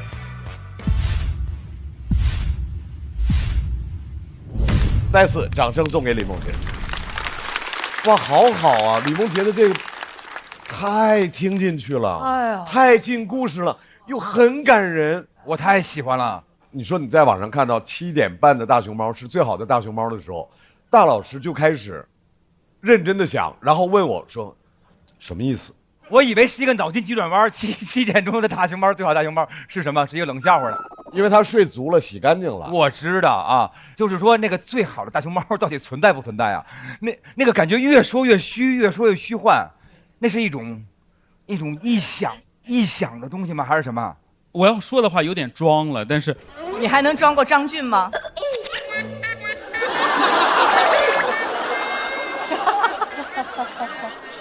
因为这是我专场最好李梦洁的最后一个段子，这个专场演了大概2年，58场，然后我会在我说谢谢大家，我是李梦洁的时候放那个小美满。这首歌是我偶然听到的，它很厉害，它用3分钟表达了我整个专场想表达的东西，就是希望听到的观众，你的生活能够轻松、愉悦，压力别那么大，这是我真诚想表达的东西。可是这些话是感觉是你在对自个儿自己说的话呀。对，因为我总会陷入到一个情绪里，觉得努力工作，你很辛苦，那你应该是不是要获得点东西？但我之前一直会沉浸在这个螺旋里，然后我发现好像不是的，因为在写这个段子前2天我去找一找有没有写月亮的诗，然后我真的是偶然间看到了《春江花月夜》，他有几句话，那是骆玉明教授好像解读的那几句话，我想一下好吧，江畔何人初见月，江月何年初照人，人生代代无穷已，江月年年望相似，不知江月待何人，但见长江送流水。他的意思就是说，我们人类一直在往复，然后我们在月亮、在宇宙面前真的非常的渺小，对我们有非常大的压迫感。但是那一句不知江月待何人又是非常美丽的，江月它等待每一个人。因为你眼中的世界才是最好的，所有的东西存在都是因你而美好，你觉得它好，它才好。就是美好就在面前，得你亲自去看，是不是？你看不见的东西，它发生再多，它也看不见。而且就是说，他还有一个最开始一上来那个太可爱了，说那个说你说什么来着？我们一下就拍灯了，说那个加油李梦洁，加油李梦洁，你是最好的李梦洁，就是那种。因为你和张军是一对的。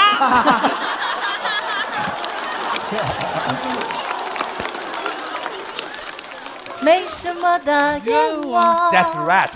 没有什么事要干。Say what？ 看见路口红灯一直闪，它像眨眼的小太阳。哎，我也会。对，我想说，就是刚才我在听整个段子的时候，其实我就挺感动，因为我觉得内心会很煎熬啊。如果你一直在追求那一个最好、最好、最好，那你的人生当中一定会换来的是更多的遗憾。因为你总觉得我拿这个不是最好的不是最好的，因为你最终学会的是对誓言放手。对，所以那个小美满也是一样的，它是很治愈的歌。其实你看歌词，它是很难过的一个歌词。对，后面就是你要遇到事情，你要学会转弯，你要去接受转弯的那些风景。是，所有的东西在你头上顶着乌云，哎，你可以把它想象成棉花糖。所以我觉得我们就要有这样的心态去，才能够收获到更多的小美满。谢谢。李梦洁老师的创作一直很有自己的特点嘛，今天也是一样，就是很有自己的坚持，就是一个好有共鸣的话题，但是好冷门的叙述方式，就是有时候你又觉得哎呀好共鸣，有时候又觉得好像不是很敢共鸣，就是理解上会有一点点障碍，但是这是你的艺术坚持，我觉得也没什么问题。哇，谢谢。来看一下李梦洁在投票结束之后，她会得到的票数。来，李梦洁168。不好也，没问题，加油！来，回到队友的身边。很好，很好。即将整个的这一个阶段的擂台赛最后一位出场的演员，等得非常辛苦，同时也是让我们一眼就能够看到他对舞台热情的这位脱口秀演员，掌声欢迎丹妮。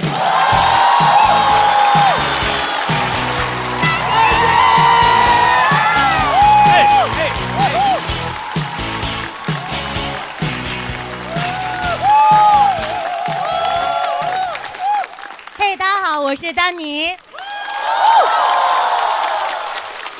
我是一个音乐剧演员，大家看过音乐剧吗？哇，你们好有钱啊！很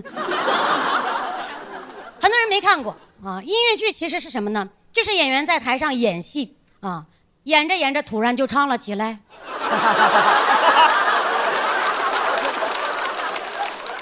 我进入这个行业其实是一个巧合。2012年，我偶然刷到了一个招募的信息，全英文音乐剧招募演员。巧了，我在准备4、6级。哎，我就报名了，我就进入到面试。面试那天我非常开心，因为在北京大学，推开门，里边坐的是一个美国白头发小老头。来吧，老头，咱们练一练。我一上来我就自我介绍，说 Hi, I'm Danny, nice to meet you. I'm from 石家庄. Now I'm going to sing a song. 他说 Sing. Sing for me. 他说 Sing， 咱们就 Sing， 咱们一个大 Sing 特 Sing。我 Sing 了一个很老的 song， 来自音乐之声。You are 16, going on 17, baby, it's time to sing。他说行了。我通过了面试，成为了一个音乐剧演员。哎，进入到这个行业之后，我就发现我们经常需要面试，每次面试呢都要填写一些资料表格。别的人都填的是上海音乐学院、上海戏剧学院、北京舞蹈学院，我廊坊某某学院。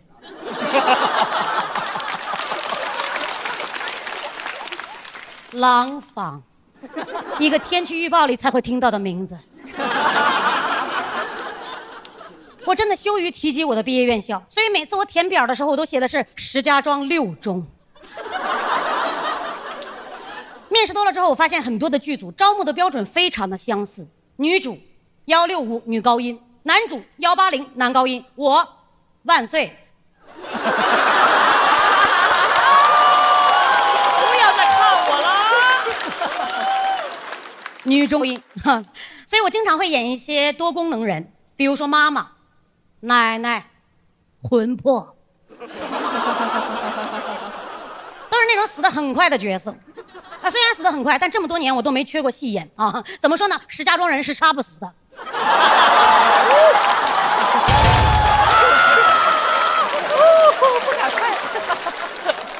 我观察下来，发现那些科班院校的演员，他们之所以能进入到科班院校，因为他们的父母非常支持他们。但我不一样，我爸妈非常反对。最开始我都撒谎，我说我在北京大学做教授啊。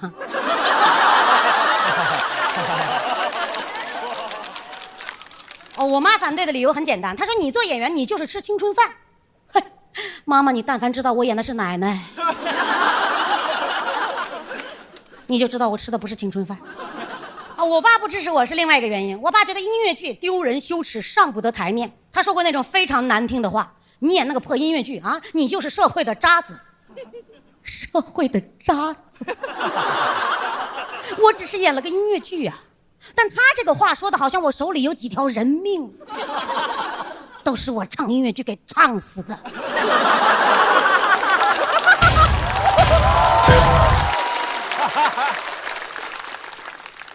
我爸是觉得你搞艺术，你就得上春晚，你不上春晚，你搞什么艺术？好，照他这个逻辑啊 ，Taylor Swift 社会的渣子，这些社会的渣子。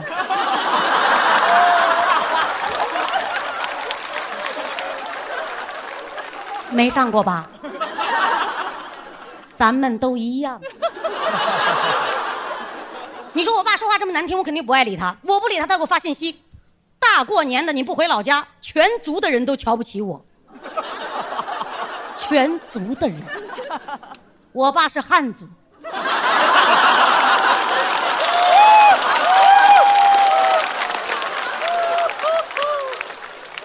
后来我爸还是知道我在做音乐剧了。他就开始处处为难我，说话更难听了。比如说我们一家看春晚，他就会叫我来，赵丹妮来，你看这个节目，你在哪里？春晚是直播，我在家里。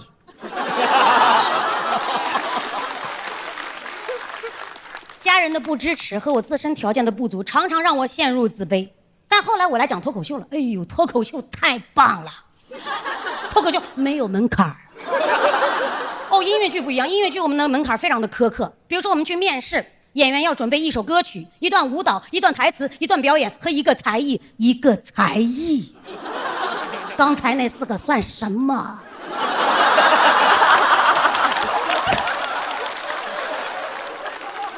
脱口秀演员哈，普通话有口音，才艺。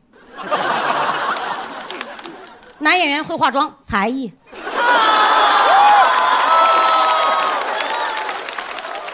我唱首歌，绝技。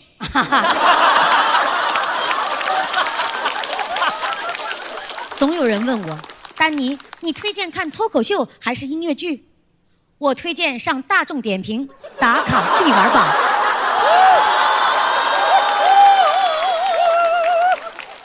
更多新奇体验等你发现，好不好？大众点评就行了，好玩才是硬道理。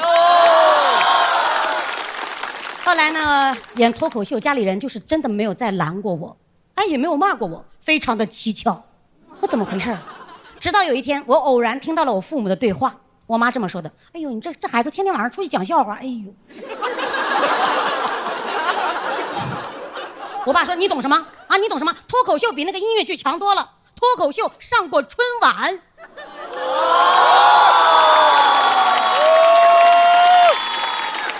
感谢春晚，我是脱口秀演员丹妮，谢谢大家，谢谢。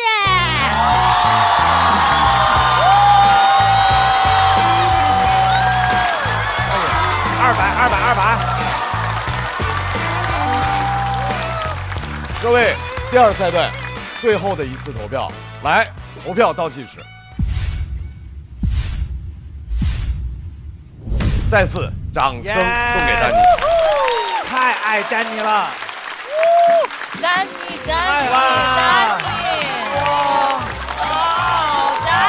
哇，丹妮太棒了，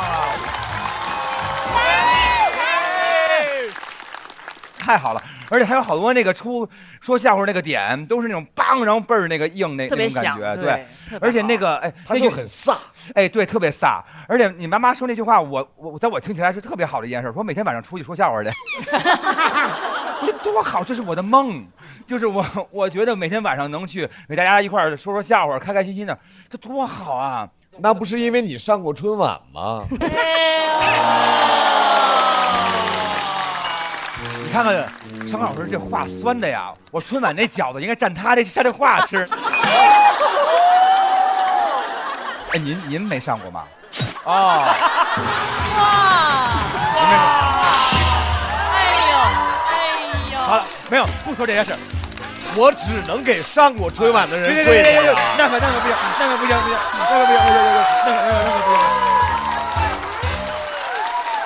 不是，都上，合家欢乐。但是真心的觉得，丹妮就是本身你演这行真的多少年了？就是说脱口秀。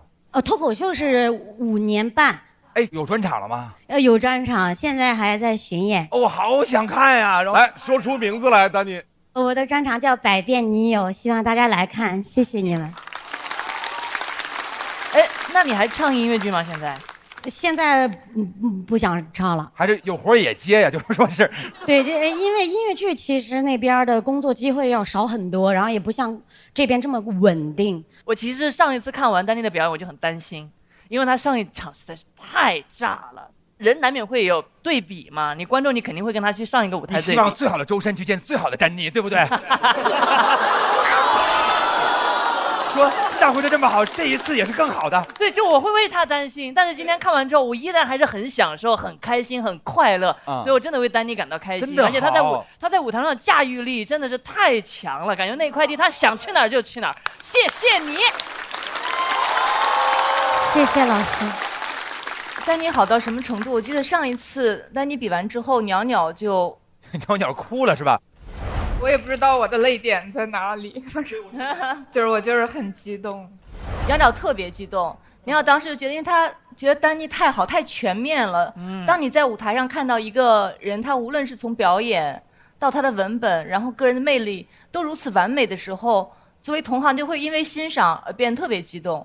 所以我能够明白，从一个专业人士角度去看他。今天唯一就是因为太好看了，还想再看，然后就结束了。你想，当我们会觉得它短的时候，已经说明它足够的好。对，谢谢。对，我觉得一方面丹妮老师的嗓音很有穿透力，真的。对，还有就是我总觉得有时候演出效果不好，是因为我不够放得开，或者是因为我性格的原因，还是因为我是女孩，所以我放不开。就是我有很多很多的怀疑，然后，但是上次看了丹妮，我就感觉。原来我们通过训练，我们通过掌握一些技能，我们通过反复的磨练，我们也可以具备这样的能力的。然后我就感觉到看到了希望，就是，所以就绝对可以的。谢谢袅袅老师。我就是觉得结束的好突然，我就是好沉浸，因为我感觉你这样再讲半个点儿，我也会非常认真且专注的听下去，是吧？想看的专场就是想看，太想看了。谢谢，太精彩了，你的那个感染力就是无敌。对，然后其实包括像你聊到就是音乐剧方面，因为其实我也演过几年音乐剧。我看过你演音乐剧哦，真的吗？对，谢谢。然后所以说，其实我非常理解，非常懂你心中很多的一些点。对，然后我就觉得说是。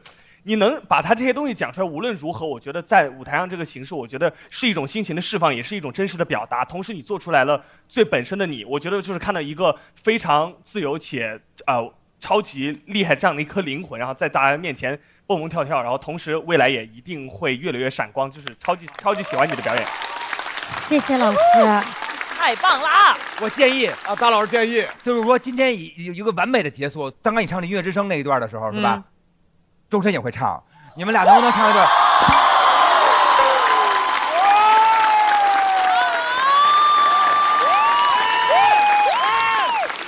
来，就这首歌，合作者周深、丹妮。You are 16, going on 17, baby, it's time to think. Better beware, be canny and careful, baby, you're on the brink. You are 16, going on 17, follows will fall in love. Eager young ladies can romance and case will offer you food and wine.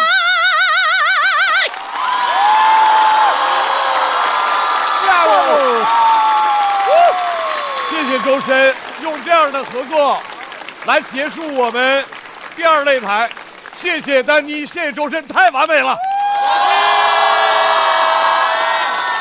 谢谢，拜拜。谢谢丹妮。丹妮是我认为完美的脱口秀。终于在脱口秀的舞台上有一个人说话利落了，能气儿也匀了。这就是因为以前我都是听呼兰吱声这样的人在说话，一个倒不上来气儿，一个是说话声音那么大，就没有一个说话正常的。没办法，普通话一级甲等。新人里头啊，我最喜欢的人，男小五，女丹妮啊，他们两个简直让我觉得太棒了。然后希望能够走到这一季最后，让我多听听他们那些可爱的东西。俊哥、孟杰老师。来吧，也请吕博伟、陈火腿、孙鑫、同时上台。太好了，太好了，太好了！哎呦，我们拖后腿了。我们来看一下，丹妮得到的票数是201，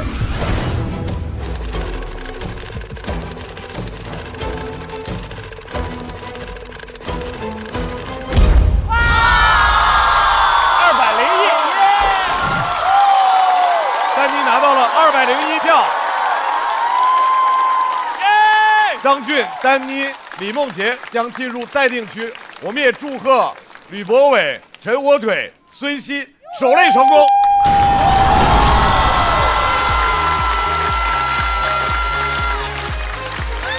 哎呦，你就是最好的李梦洁。我觉得丹妮太棒了，就是丹妮把这个尾收好了，我觉得我真的有点糟糕，表现从分数的表现有点糟糕。这段给他掐了啊！不是说，哎呦，不是，我不需要最好的李梦洁，最好的李梦洁。有哪个瞬间让你们强烈的感受到我们现在是一对比？上台那瞬间，我觉得上台那一瞬间，真的特别希望我们3个一起把这事儿给干了。那手握的贼紧。哒哒，真的有想过我们可以创造一个好的成绩。哦，有一个，他给了我们一个幸运贝壳。所有拿了我贝壳的人都晋级了。丹妮，我那个幸运贝壳碎了。这是我的问题。人家不怪你了，怪可能是幸运贝壳，幸运贝壳。可以有一个组合的合体的动作吗？3、2、1， OK。各位，截止到目前为止，我们的第2赛段双擂之战就全部结束了。本赛段一共产生了2支擂主小队，他们分别是小齐、史岩、瑞瑞、孙熙、吕博伟、陈火腿。让我们再次恭喜6位晋级。目前我们现在一共有36位待定，本赛段根据规则有35个晋级名额。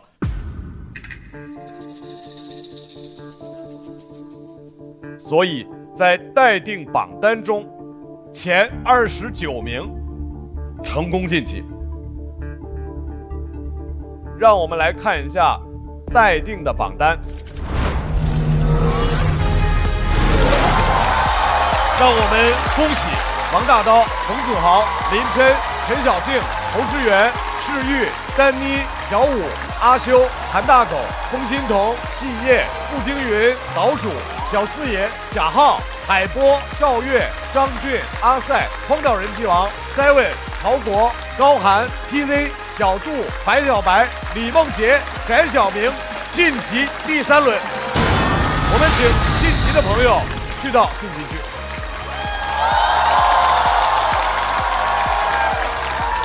你是头海，你连续2轮200票了，太狠了，你太狠了，给我能混1轮了，我能走1轮了哈。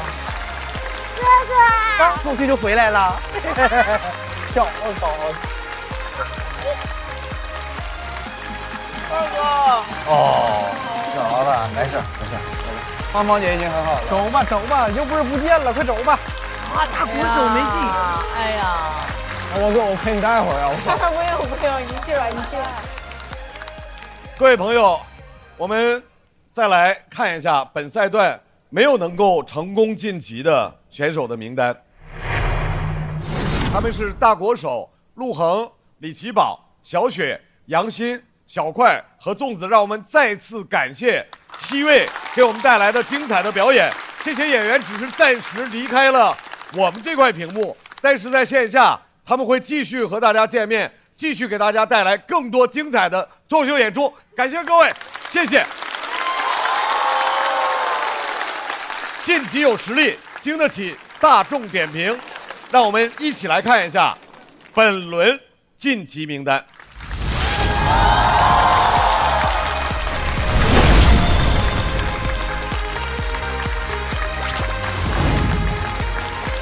让我们再次恭喜所有的晋级朋友，恭喜各位！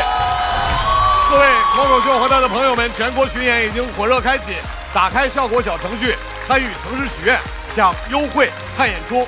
记得为你喜爱的演员排灯，参与脱友问答，认证脱友身份，优先赢取演出门票和节目录制的名额。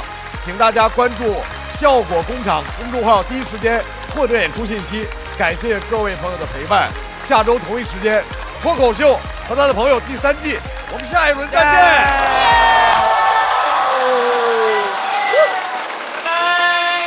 加油！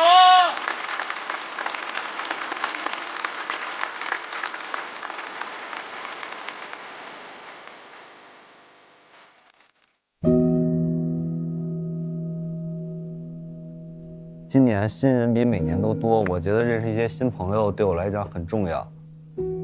而且今年我彤姐其实是我正常的社交圈不会接触到的人，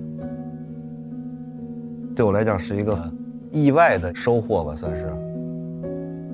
从认识到现在挺久，但是从熟到现在没有多长。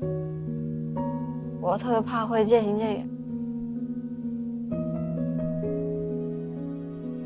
你会因为担心失去一个朋友，所以不投入过多的这种情感吗？我对谁都是全部投入情感，因为我觉得，如果我现在不投入情感的话，你很难避免失去一个朋友。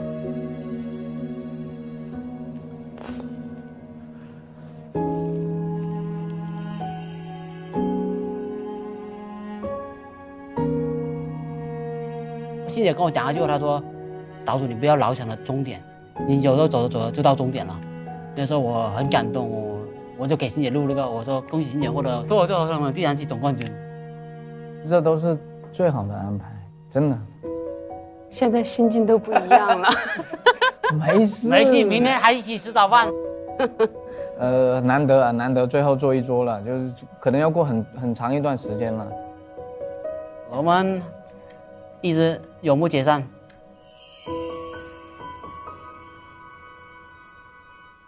我觉得我们一对，他们不会对我有任何的恶意，然后我会把很多心里话就跟他们说。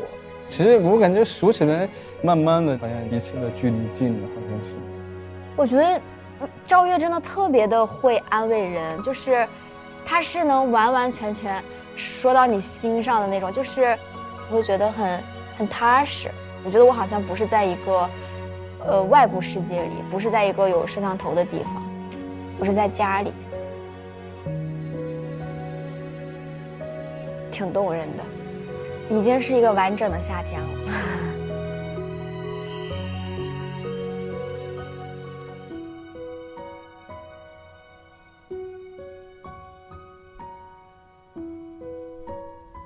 有谁的离开会让你觉得比较遗憾？块儿哥，小快哥有点可惜啊。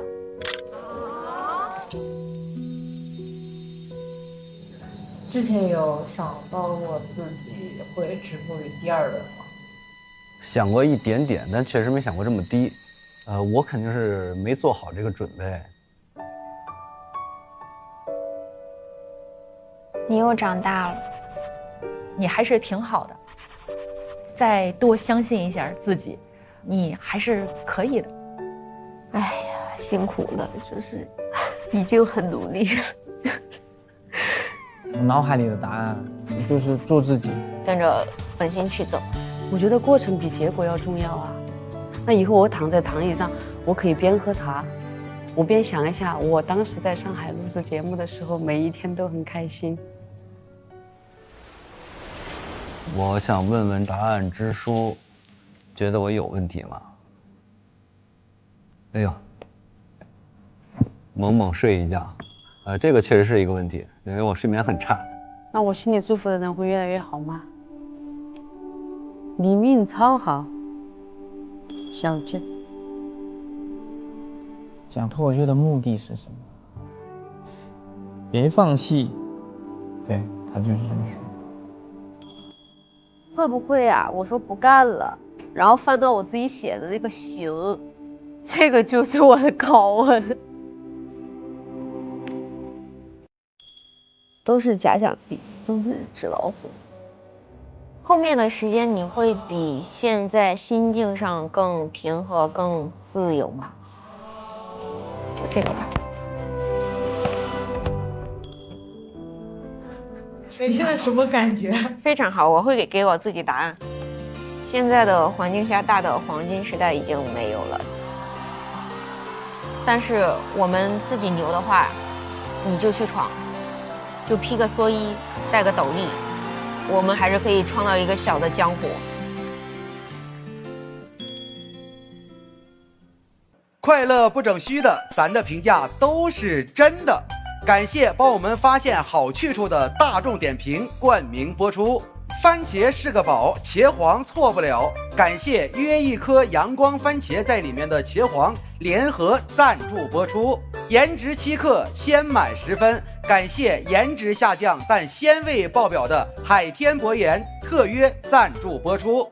烟火气氛正好，可口可乐不能少。感谢一口畅爽，烧烤更有烟火气的可口可乐赞助播出。超30倍乳铁蛋白加乳脂球膜，助力宝宝体质双优。感谢真心守护宝宝成长的美赞臣蓝针赞助播出。快乐信号满格，冲浪一路丝滑。感谢我的网络好搭子中国移动赞助播出。咔嚓咔嚓，一起脆翻天。本节目由美味酥脆、有料有趣的雀巢脆脆鲨赞助播出。我们即将开启本赛季第3赛段，我们叫5险2进赛。我说我只是不比赛，又不是不要脸。我特别怕我没有给广志登，广志要做校友团冠军。这好找工作吗？嘴里念的说的是好优美的中国话。我从小就有一个梦想。I'm star, I'm movie star。根本不是表演，是个明星的演出。我真的特别爱你，为什么你会 encore？ 今天大王洞之夜，大王洞之夜是啥意思呀？组一个乐队，我们就共创。这句伤害力太强了。这就是爱。半原创喊麦，怎么喊麦呀？拼夕夕牛脆脆，高喊喊心碎碎，曹国曹国，哎，立地成佛。可以啊。立地成佛。我们报技能5子棋2，让岛主演男主角，让张俊演男配角。咱们让观众吃点差的。终于有了一点点恋综的味道啊！鸡皮疙瘩都起来了。大家都在炒 CP， 只有块哥在炒鸡蛋，太凄凉。来，就坐就坐，晚会马上开始。5、4、3、2、1，怎么回事？月月不活了。是我拿切蒜刀切的。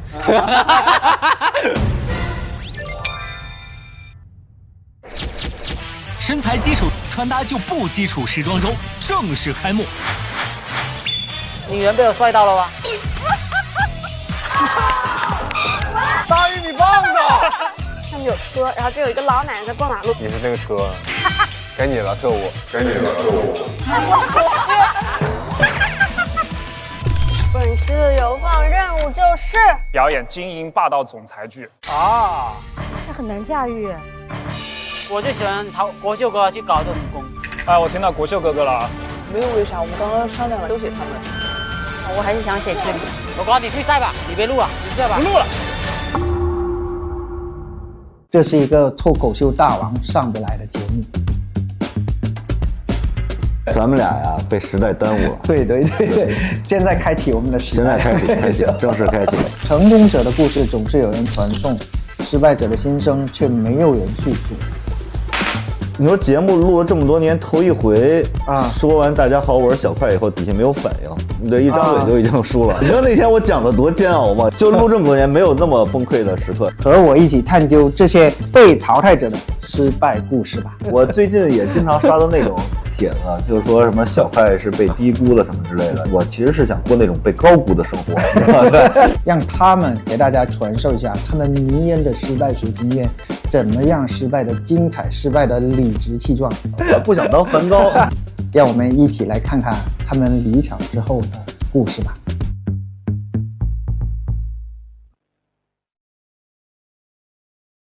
快乐不整虚的，咱的评价都是真的。感谢帮我们发现好去处的大众点评冠名播出。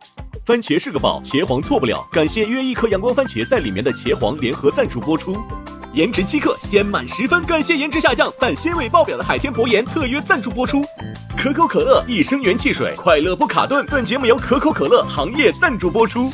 乳铁蛋白加乳脂球膜，助力宝宝体质双优。感谢真心守护宝宝成长的美蛋陈兰珍赞助播出。好网络就选中国移动，本节目由指定产品中国移动赞助播出。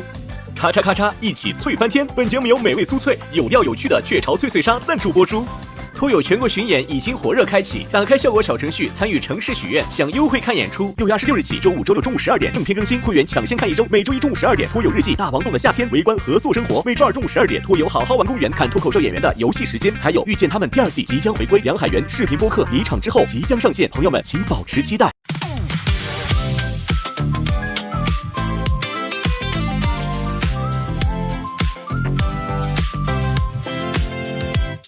又带着冷笑话出现，幸好只有我懂你的笑点，不用解释，一个眼神到位，不用装完美，做自己才最宝贵。哦，拜托拜托，暂时忘掉一切，想记住你嘴角上扬瞬间，不用想明天还很遥远，不知不觉又和你聊到凌晨3点。烦恼往外跑，今夜有你们真好，这是我们的约定，祝你今夜过得开心，就要朋友朋友哦朋友，就要和你聊一整宿，就要笑声传遍海洋。